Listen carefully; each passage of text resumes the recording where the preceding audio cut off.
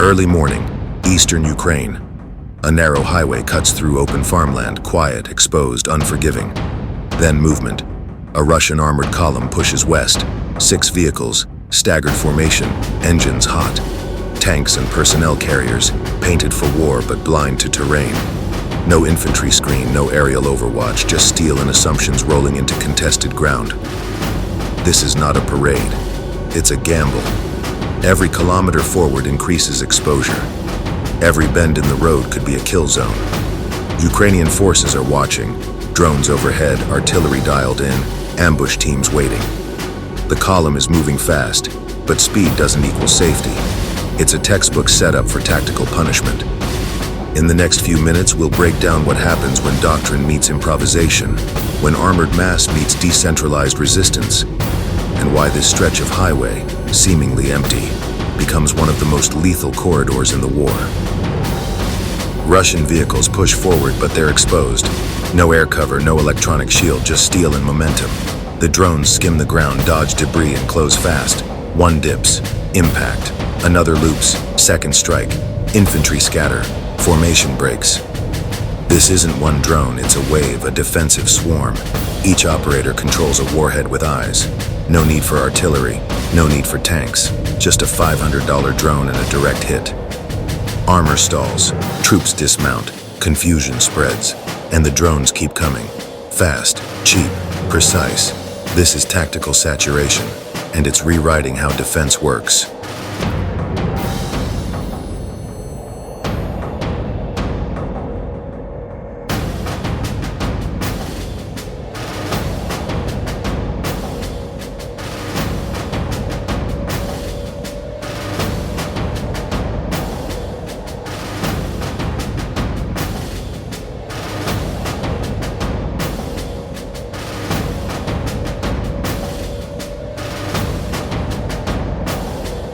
Eastern Ukraine.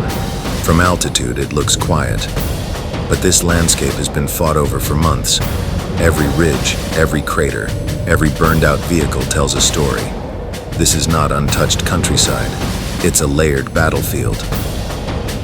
We're flying over terrain that shaped 3 of the war's most brutal fronts.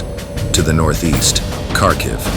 Russia surged here in 2024, pushing toward Vovchansk and Liptsi. The goal: pressure the city, stretch Ukrainian defenses. But the terrain worked against them. Open ground, limited cover, and drone saturation. Ukrainian forces held, then countered. What looked like momentum became a stalled advance.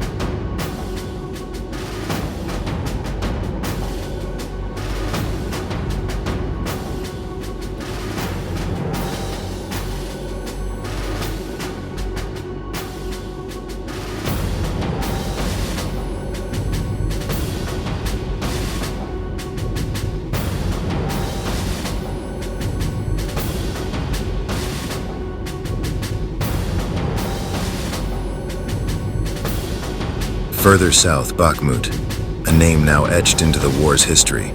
Russia took it in mid-2023 after months of grinding attrition. But the cost was staggering.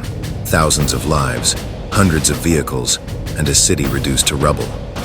Ukraine didn't just retreat, they flanked, probing Russian lines north and south. The fight never ended, it just shifted. And then Zaporizhzhia. Ukraine's 2023 counteroffensive focused here, aiming to break through Russian lines toward Melitopol.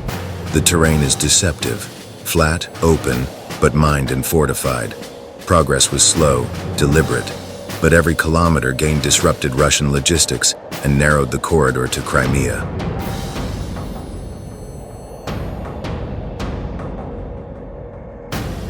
Across these fronts, the cost of armor has been brutal. Ukraine has destroyed or disabled nearly 10,000 Russian tanks, over 20,000 armored fighting vehicles, IFVs, APCs, troop carriers, burned, abandoned or shattered. These aren't estimates, they're wrecks, scattered across fields, buried in tree lines, frozen in drone footage. Some were hit by artillery, others by FPV drones. Many were taken out by small teams with handheld launchers. The method doesn't matter, the result does. Russia's armored advantage has been bled out, vehicle by vehicle, front by front.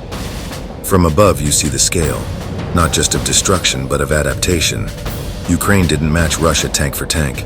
They built networks, drone teams, artillery grids, ambush cells. They turned terrain into a weapon, and they made every armored push a gamble. This landscape isn't passive, it's active. It shapes tactics, punishes mistakes, and rewards precision. And as we move across these fields, we're not just seeing geography, we're seeing the consequences of strategy, the cost of miscalculation, and the evolution of modern warfare.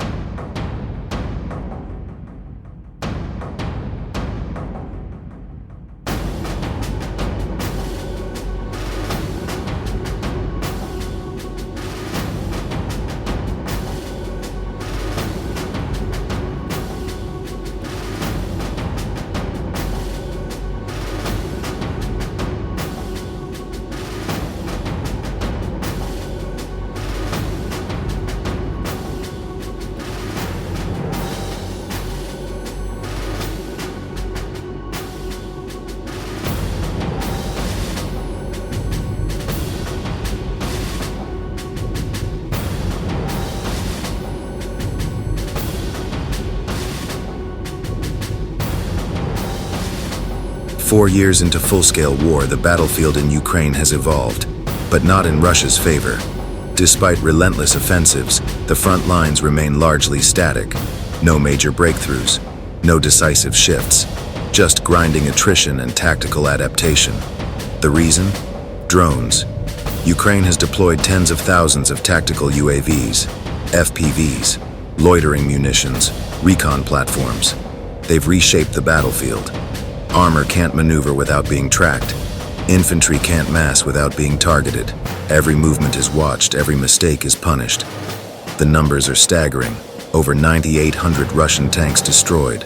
More than 20,000 armored vehicles disabled, captured, or abandoned.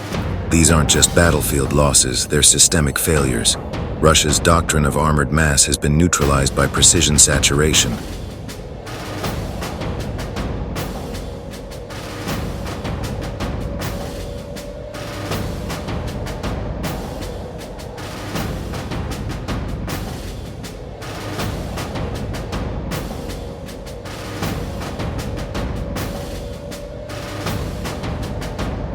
And the front lines? They've barely moved. From Kharkiv to Bakhmut to Zaporizhzhia, Russia's gains are measured in meters, not miles. Every push meets drone fire, artillery grids, and decentralized resistance. Ukraine didn't match Russia tank for tank. They outmaneuvered them with networks, timing, and terrain. Now look out the window. This is what 4 years of failure looks like. Wrecked tanks, one after another, burned out, twisted, silent. Not in some distant field, but right beside the road. A convoy reduced to carcasses, a doctrine reduced to debris, and a war that's being rewritten.